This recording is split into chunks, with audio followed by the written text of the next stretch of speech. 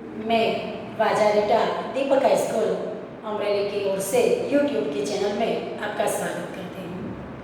मेरा आज का विषय है हिंदी और कक्षा 12वीं के हिंदी का प्रथम काव्य कृष्ण भक्ति हम पढ़ने जा रहे हैं।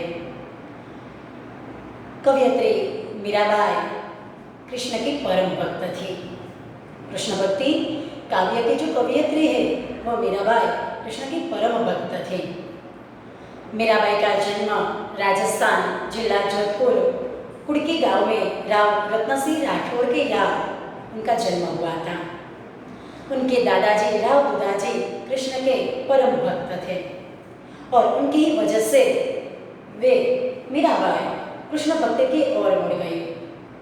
धीरे धीरे जैसे मीराबाई बड़ी होती गई वैसे वैसे कृष्ण की भक्ति में लीन होती गई। मीराबाई श्री कृष्ण को अपना पति, प्रियतम, सखा, स्वामी सब कुछ मानती थी। मीराबाई जब बड़ी हुई तो उनका विवाह राणा सांगा के ज्येष्ठ पुत्र भोजराज के साथ हुआ। वे जब अपने ससुराल गई मीराबाई तो अपने साथ कृष्ण की मूर्ति भी ले गई थी। उनके पति बहुत ही अच्छे थे और उसने मीराबाई को कभी भी कृष्ण भक्ति करने के लिए मना नहीं किया। मीराबाई पूरा पूरा दिन पैरों में घुंघरू बांधकर नाचती रहती थी, कृष्ण की भक्ति में नाचती रहती थी। विवाह के 7 साल बाद उनके पति का देहावसान हुआ और वे सांसारिक सभी बातों को छोड़कर भक्ति की ओर मुड़ गए।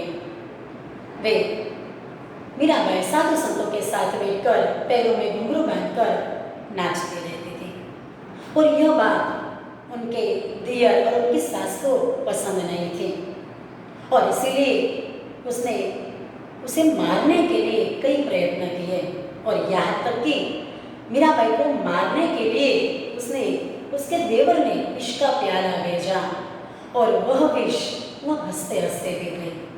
श्री कृष्ण की भक्ति के कारण मीराबाई को कुछ भी नहीं हुआ। वह अपना ससुराल छोड़कर पहले वृंदावन गई और बाद में वह द्वारिका चली गई। वहाँ पर भी उनके दियर उसे लेने के लिए आ पहुँचे। मीराबाई ने कहा कि मैं श्री कृष्ण के दर्शन करके अभी आपके साथ आती हूँ। ऐसा कहकर मीराबाई गर्भगृह के भीतर जाती है। 5-10 मिनट तक वह राह देखते लेकिन मीराबाई बाहर नहीं आती हैं और जब मंदिर के गर्भगृह के दरवाजे तोड़े गए तो वहाँ पर मीराबाई नहीं थी। उसका अर्थ यह हुआ कि मीराबाई कृष्ण की मूर्ति में लीन हो गई, उनमें समा गई। तो ऐसी थी हमारी मीराबाई। मीराबाई के जो काव्य थे मूलतः माधुर्य भाव के थे और श्री कृष्ण को लेकर उन्होंने कई पद लिखे हैं। उनकी जो भाषा है राजस्थानी, ब्रज और गुजराती मिश्रित है। मीराबाई संत रैदास की शिष्या थी और मीरा पदावली नामक जो काव्य संग्रह है, रचनावली है और उसमें इसने पद लिखे हैं। मीराबाई श्री कृष्ण की परम भक्त थी और मीराबाई के 2 पद हम यहाँ पर देखने जा रहे हैं। हम यहाँ पर मीराबाई का परिचय देख सकते हैं और मीराबाई का जन्म सन 1498 और उनका निधन 1563 में हुआ था। यहाँ पर हम देख सकते हैं कि जो काव्य हम आज पढ़ने जा रहे हैं कृष्ण भक्ति, कृष्ण की भक्ति, और उसमें प्रथम पद में मीराबाई ने कृष्ण के वियोग का वर्णन किया है। अभी तक कृष्ण ने दर्शन नहीं दिए और उसके विरह में, उसके वियोग में वह दुखी है और इस बात को लेकर अपने मनोभावों का जो वर्णन है वो मीराबाई ने पहले पद में किया है। तो दूसरे पद में मीराबाई ने जो कृष्ण है वह ब्रज में होली खेल रहे, गोपियों के संग, राधा के संग वह होली खेल रहे और उसके बारे में वर्णन किया है। तो आज हम जो 2 पद पढ़ने जा रहे हैं, प्रथम पद जो मीराबाई का है उसमें उसने कृष्ण के विरह में वो व्याकुल है, परेशान है, और उसके बारे में उसने यह लिखा है। और जब कृष्ण दर्शन देंगे तो उसे जो आनंद होगा उसके बारे में भी यहाँ पर वर्णित किया गया है। तो हम शुरुआत करते हैं हमारे प्रथम पद की। हरि बिन कछु न सुहावे। प्रथम पंक्ति हरि। हरि का अर्थ होता है कृष्ण, भगवान, प्रभु, जो भी समानार्थी हम ले सकते हैं। तो हरि यानी भगवान, प्रभु, ईश्वर। पर मीराबाई के जो आराध्य देव थे, मीराबाई के जो कृष्ण थे, वह उसके जो हरि थे वह कृष्ण थे। और इसीलिए उसने अपने आराध्य देव को संबोधित करते हुए लिखा है, हरि बिन कछु न सुहावे। बिन यानी बिना, उसके बगैर। कछु, कछु का अर्थ होता है कुछ। न यानी नहीं। सुहावे, सुहावे का अर्थ होता है अच्छा लगना। तो न सुहावे मतलब नहीं अच्छा लगना, अच्छा नहीं लगना। हरि बिन कछु न सुहावे। प्रथम पंक्ति का अर्थ मीराबाई अपने आराध्य देव को समर्पित करती हुई, अपने आप को समर्पित करती हुई, उसके विरह में व्याकुल होकर वह यह कहती है कि मुझे हरि के बिना, मुझे ईश्वर के बिना, मुझे अपने आराध्य देव के बिना कुछ भी अच्छा लगता नहीं है। प्रथम पंक्ति का मुझे अपने आराध्य देव कृष्ण के बिना कुछ भी अच्छा लगता नहीं है। दूसरी पंक्ति परम स्नेही। परम यानी बहुत, अधिक, अत्यंत। दूसरा अर्थ होगा श्रेष्ठ। स्नेही, स्नेह करने वाले। स्नेह का अर्थ होता है स्नेह करने वाले। राम, राम का अर्थ यहाँ पे कृष्ण लेना है हमें। राम की मतलब कृष्ण की। नीति, नित्य, नीति का अर्थ होता है नित्य। ओलोरी, ओलोरी का अर्थ होता है माफिक या अनुकूल। लेकिन हम हमारी काव्य पंक्ति के लिए यहाँ पर याद ऐसा शब्द ले सकते हैं, याद। आवे मतलब आना। परम स्नेही राम की नीति ओलोरी आवे। मेरे जो कृष्ण है वो बहुत ही मुझे स्नेह करने वाले हैं और मुझे उनकी नित्य याद आती है। तो दो पंक्ति का, प्रथम दो पंक्ति का अर्थ हम करेंगे। मीराबाई कहते हैं कि मुझे मेरे आराध्य देव कृष्ण है, उनके बिना कुछ भी अच्छा लगता नहीं है। और मेरे जो कृष्ण है, मेरे जो आराध्य देव है, वो मुझे बहुत ही स्नेह करने वाले हैं और मुझे नित्य उनकी याद आती है। तो यह दो पंक्ति हुई। तीसरी और चौथी पंक्ति ले, राम हमारे, हम है राम के। राम यानी कृष्ण। हमें यहाँ पे कृष्ण समझना है। राम हमारे यानी कि कृष्ण मेरे है, मेरे आराध्य देव, मेरे स्वामी है, मेरे सखा है, मेरे सब कुछ है। तो कृष्ण मेरे है, हमारे मतलब मेरे है, और मैं है राम के, हम है राम के मतलब मैं उनकी हूँ, मैं कृष्ण की हूँ। हरि बिन कछु न सुहावे। पहली पंक्ति फिर से दोहराई गई है कि मुझे कृष्ण के बिना कुछ भी अच्छा लगता नहीं है। आवण कह गए अजहु न आए। आवण मतलब आना, आने को। कह गए मतलब कह कर गए हैं, मुझे स्वप्न में आए हैं, वो कह कर गए हैं कि मैं तुम्हें दर्शन दूंगा, मैं आऊंगा। अजहु न आए, अजहु એટલે यानी कि अभी तक, अजहु का अर्थ होता है अभी तक, अभी भी। न आए मतलब अभी तक नहीं आए हैं।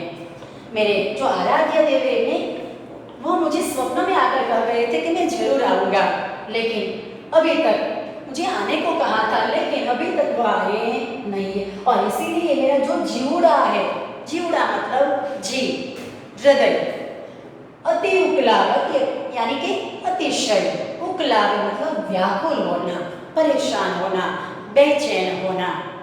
तो दो पंक्ति का, तीसरी और चौथी पंक्ति का हम अर्थ करेंगे। मीराबाई अपने आराध्य देव के विरह में बहुत ही व्याकुल है और उसे संबोधित करती हुई मीराबाई यह कहती है कि मैं श्री कृष्ण की हूँ और श्री कृष्ण मेरे है। श्री कृष्ण मेरे है और मैं उनकी हूँ और उनके बिना मुझे कुछ भी अच्छा लगता नहीं है।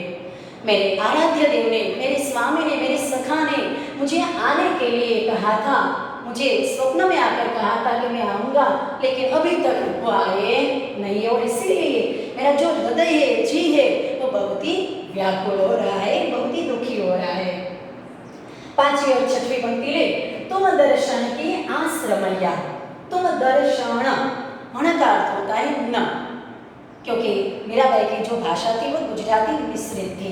तो तुम दर्शन, दर्शन का अर्थ होता है दर्शन। आस, आस मतलब आशा। रमैया, रमैया का अर्थ प्रियतम। तुम दर्शन की आस रमैया, हे प्रियतम मुझे आपके दर्शन की आशा है। कब हरि बरस दिलावे, कब मतलब कब, हरि यानी ईश्वर भगवान श्री कृष्ण, दरस, दरस का अर्थ होता है दर्शन, दिलावे मतलब देंगे। तो हे ईश्वर, हे प्रियतम मुझे आपके दर्शन की आशा है, तो आप मुझे कब दर्शन देंगे। छठवीं पंक्ति का चरण कवल की लगनी लगी। चरण कवल, चरण यानी पैर, पाद। कवल, कवल का अर्थ होता है कमल, सरोज, पंकज। लगनी लगना मतलब श्री कृष्ण में डूब जाना, तल्लीन हो जाना। नित्य का अर्थ होता है नित्य। बिन दर्शन दुख पावे, बिन मतलब बिना, उसके बिना, उसके बगैर। दर्शन मतलब दर्शन, दुख पावे मतलब दुख प्राप्त होना, दुख मिलना। तो पांचवी और छठवीं पंक्ति का अर्थ, मीराबाई अपने प्रियतम को संबोधित करते हुए यह कहती है कि हे प्रियतम मुझे आपके दर्शन की आशा है और आप मुझे कब दर्शन देंगे। साथ ही साथ मीराबाई यह भी कहती है कि हे श्री कृष्ण, हे आराध्य देव, आपके जो चरण है वो कमल जैसे है। आपके जो चरण है वह कमल जैसे है और आपके कमल रूपी चरणों की मुझे नित्य लगने लगी है और आपके दर्शन नहीं हुए और इसीलिए मुझे बहुत ही दुख हो रहा है, मैं बहुत ही दुखी हो रही हूँ, मुझे दुख प्राप्त हो रहा है। और मीराबाई आखिरी प्रमुख पंक्ति में यह कहती है कि मेरा को मतलब मेरा को प्रभु दर्शन दीजिए। प्रभु यानी भगवान श्री कृष्ण, दर्शन मतलब दर्शन, दीजिए मतलब देना। दीजिए का अर्थ होता है देना। आनंद, आनंद का अर्थ होता है आनंद, हण का अर्थ हमें न समझना है। वर्ण्यो न जावे, वर्ण्यो यानी कि वर्णन करना, बखान करना। तो मीराबाई आखिरी पंक्ति में यह कहती है कि हे प्रभु श्री कृष्ण, अपने आराध्य देव को कहती है कि हे आराध्य देव, हे कृष्ण, आप मुझे दर्शन दीजिए और जब आप मुझे दर्शन देंगे तो उस वक्त मुझे जो आनंद होगा उसका मैं शब्दों में बयान कर सकती नहीं हूँ, वर्णन कर सकती नहीं हूँ। तो मीराबाई प्रथम पद में अपने आराध्य देव के विरह में बहुत दुखी है, अभी तक उनके दर्शन नहीं हुए और इसीलिए उनको संबोधित करते हुए यह पद लिखा है। तो मीराबाई जो हमें पहले पद में कह गई है वो फिर से एक साथ लेंगे। मीराबाई कहती है, अपने आराध्य देव को संबोधित करते हुए कहती है कि हे कृष्ण, हे आराध्य देव, हे प्रियतम, हे सखा, हे स्वामी, मुझे आपके बिना कुछ भी अच्छा लगता नहीं है और आप मुझे बहुत ही स्नेह करने वाले हैं और मुझे नित्य आपकी याद आती है। साथ ही तीसरी पंक्ति में मीराबाई कहती है कि कृष्ण मेरे हैं और मैं कृष्ण की हूँ और उनके बिना मुझे कुछ भी अच्छा लगता नहीं है और मेरे आराध्य देव ने मुझे आने के लिए कहा था, आने का वादा किया था, लेकिन अभी तक वह आए नहीं है और इसीलिए मेरा जो हृदय है वह बहुत ही व्याकुल हो रहा है। साथ ही साथ अपने प्रियतम को कहती है कि हे प्रियतम, हे रमैया, मुझे आपके दर्शन की आशा है और आप कब मुझे दर्शन देंगे। और मीराबाई कहती है कि हे प्रभु, आपके जो चरण है वो कमल जैसे है और उनकी मुझे नित्य लगने लगी है और आपके दर्शन के बिना मैं बहुत ही दुखी हूँ। साथ ही आखिरी पंक्ति में मीराबाई यह भी कहती है कि हे प्रभु श्री कृष्ण, आप मुझे दर्शन दीजिए और जब आप मुझे दर्शन देंगे तो मुझे जो आनंद होगा उनका मैं वर्णन कर सकती नहीं हूँ, उसका मैं बयान कर सकती नहीं। तो यह हुआ हमारा प्रथम पद। अब दूसरा पद, होली खेलते खेलते, मतलब जो ये दूसरा पद है इसमें श्री कृष्ण होली खेल रहे हैं। श्री कृष्ण गोपियों के संग, राधा के संग ब्रज में होली खेल रहे हैं। यहाँ पर हम तस्वीर देख सकते हैं कि राधा भी है और गोपियाँ भी है और उनके संग ब्रज में कृष्ण होली खेल रहे हैं। तो यहाँ पे दूसरे पद में होली का वर्णन किया है। तो हम दूसरा पद देखें, होली खेलते हैं गिरधारी, होली यानी होली, खेलते मतलब खेलते हैं, गिरधारी, गिर यानी गिरी, गिरी का अर्थ होता है पर्वत, पहाड़, धारी मतलब धारण करना यानी कि उठाना। तो गिरधारी, गिरी को धारण करने वाला, गिरी को, पर्वत को उठाने वाले। हम सभी को पता है कि उसने अपनी उंगली पर गोवर्धन पर्वत को उठाया था, तो इसीलिए उसका यह नाम हुआ गिरधारी। कई नाम है, उसमें से एक नाम है गिरधारी। तो होली खेलते गिरधारी, यानी कि कृष्ण है, मेरे जो गिरधारी है वह होली खेल रहे हैं। मुरली चंद बजत डपनियारो, मुरली यानी बांसुरी, बंसी, वंसी समानार्थी ले सकते हैं। चंग, चंग यानी एक संगीत का वाद्य जो चमड़े का होता है और जो हाथों से बजाया जाता है। बजट मतलब बजना। डप वह भी एक संगीत का वाद्य है और वह भी चमड़े का होता है जो लकड़ी से बजाया जाता है। न्यारो मतलब अनोखा, अलग, सबसे अलग। संग, संग यानी साथ। जुवती, जुवती मतलब झूम रही है, दूसरा अर्थ लेंगे युवती। ब्रज नारी, ब्रज की नारी, ब्रज यानी ब्रज, नारी यानी स्त्री। तो ब्रज की जो नारियां है, ब्रज की जो स्त्रियां है, ब्रज नारी है, वह श्री कृष्ण के संग होली खेल रही है। तो दो पंक्ति का अर्थ हुआ, मीराबाई अपने आराध्य देव जो श्री कृष्ण है वह होली खेल रहे हैं, उस वक्त का वर्णन करते हुए ब्रज में होली खेल रहे हैं और गोपियों और राधा के संग होली खेल रहे हैं, उसके बारे में वर्णन करते हुए मीराबाई यह कहती है कि गिरधारी श्री कृष्ण होली खेल रहे हैं। और जब वे होली खेल रहे हैं और उस वक्त मुरली, चंग, डब जैसे अनोखे वाद्य बज रहे हैं और साथ ही साथ उनके संग, कृष्ण के संग जो ब्रज की नारियां है, ब्रज की जो सभी नारियां है वह उनके साथ होली खेल रही है, झूम रही है। तो मीराबाई कहते हैं कि गिरधारी है वो होली खेल रहे हैं। जब वो होली खेल रहे हैं और उस वक्त संगीत के अनेक वाद्य बज रहे, अनोखे वाद्य बज रहे, जैसे कि मुरली, चंग, डफ और उनके संग ब्रज की जो नारियां है वह होली खेल रही है। तीसरी और चौथी पंक्ति ले, चंदन केसर छिड़कत मोहन। चंदन, चंदन जो होता है उस भगवान के मस्तक पर लगाया जाता है, उनका तिलक किया जाता है और वह बहुत ही पवित्र, शीतल और सुगंधी होता है। केसर के बारे में भी हम जानते हैं। छिड़कत, छिड़कत का अर्थ होता है छिड़कना। मोहन, मोहन का अर्थ होता है मन को मोह लेने वाला, जो मन को हमारी ओर आकर्षित करता है, जो हमारी ओर खींच लेता है। मोहन, मन को मोह लेने वाला मतलब सुंदर, बहुत ही सुंदर। अपने हाथ बिहारी, बिहारी मतलब कृष्ण। तो कवि नेत्री कहते हैं, मीराबाई कहती है कि मोहन अपने हाथों से चंदन और केसर सभी पे छिड़क रहे। भरी भरी मुट्ठी गुलाल लाल, भरी भरी मुट्ठी, मुठिया भर भर के, दोनों मुट्ठी भर भर के जो लाल गुलाल है। चौ देत सबन पे डारी, चौ यानी चारों, देत मतलब देना, चौ का अर्थ होता है चारों, देत मतलब देना, सबन पे डारी सब पे डालना। तो सभी पे वे मुठिया में गुलाल भरकर, लाल लाल गुलाल भरकर सभी पे डाल रहे। तो तीसरी और चौथी पंक्ति का अर्थ होता है, मीराबाई कहती है अपने आराध्य देव जो होली खेल रहे हैं उसके बारे में कहते हैं मीराबाई कि जो मोहन है, बिहारी है, वो अपने हाथों में चंदन और केसर लेकर सभी पे छिड़क रहे। मीराबाई कहती है कि जो मोहन है वो अपने हाथों में चंदन और केसर लेकर सभी पे छिड़क रहे और साथ ही साथ अपनी दोनों मुट्ठी में लाल लाल गुलाल भरकर वे चारों ओर सभी पे डाल रहे। जो राधा और गोपियां जो खेल रही है उस पर वे डाल रहे हैं। अगली दो पंक्ति ले, छेद छबेरे नवल कान संग श्यामा प्राण प्यारे। छेद छबेरे, तो छेद छबेरे का अर्थ होता है नटखट, सुंदर, मन को आकर्षित करने वाले। छेद छबेरे नवल कान, नवल यानी भी सुंदर। कान्हा, कान्हा का अर्थ होता है कन्हैया, कृष्ण। संग मतलब साथ।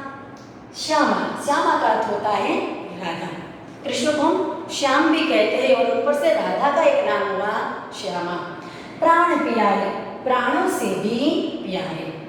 तो छेद छबीले नवल कान संग श्यामा प्राण प्यारे, गावत चाय धमाल राग, होली के समय जो गीत गाए जाते हैं वो धमार राग में होते हैं।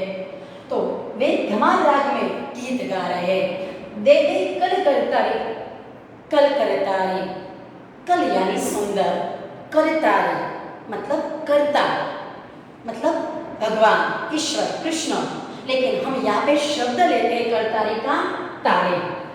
तो कवयित्री मीराबाई कहते हैं कि छेले छबीले नवल कान संग श्यामा प्राण प्यारे। हम यहाँ पर तस्वीर देख सकते हैं कि भगवान कृष्ण अपनी प्राण प्यारी जो श्यामा है और उनके संग होली खेल रहे हैं। और ब्रज में जो होली का दृश्य है वो यहाँ पर प्रदर्शित किया है।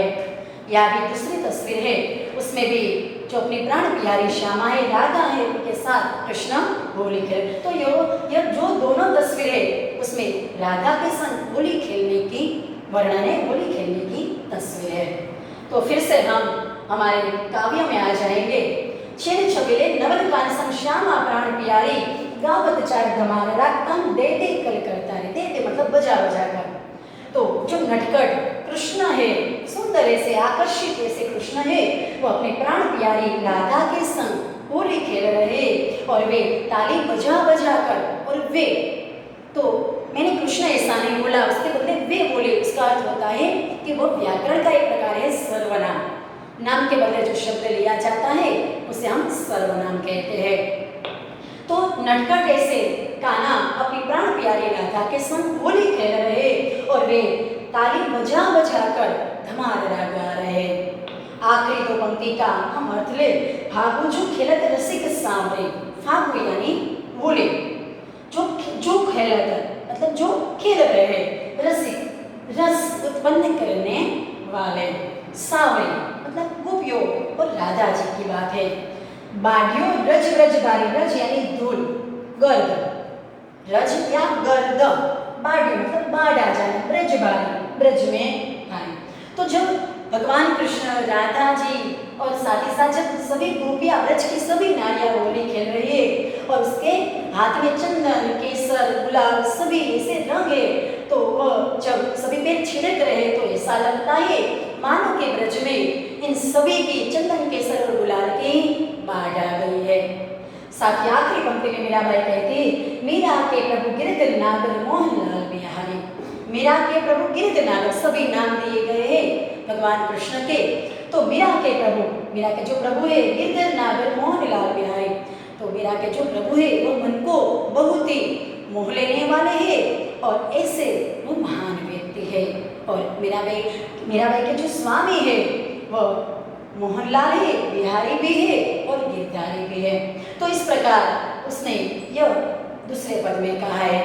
तो मीराबाई कहती है कि मेरे जो आराध्य देव है वह होली खेल रहे हैं और जब होली खेल रहे उस वक्त मुरली चंग डब जैसे अनोखे वाद्य बज रहे हैं और उनके संग ब्रज की जो युवा नारियां है वह भी खेल रही है। साथ ही साथ मोहन अपने हाथों से चंदन और केसर सभी पे छिड़क रहे हैं और अपनी मुट्ठियों में, दोनों मुट्ठी में लाल लाल गुलाल भरकर सभी पे डाल रहे हैं। साथ ही साथ जो नटखट और जो सुंदर ऐसे कान्हा है वो अपनी प्राण प्यारी राधा के संग श्यामा के संग होली खेल रहे हैं और वे ताली बजा बजा कर जो धमार राग है यानी कि जो होली के गीत है वे गा रहे हैं। और मीराबाई कहते हैं कि जब यह सभी कृष्ण और राधा जी और गोपियां सभी जब होली खेल रहे हैं तो ऐसा लगता है कि चंदन केसर और गुलाल के कारण ब्रज में रंगों की मानो की बाढ़ आ गई है। और आखिरी पंक्ति में मीराबाई कहते हैं कि मेरे जो प्रभु है, गिरधर है, जो बिहारी है वो बहुत ही मन को मोह लेने वाले हैं। तो आज हमने यहाँ तक कृष्ण का प्रथम काव्य कृष्ण भक्ति वो लिया है, मीराबाई का जो काव्य है वो लिया है। अगले वीडियो में हम अगला प्रकरण देखेंगे। यहाँ तक आभार।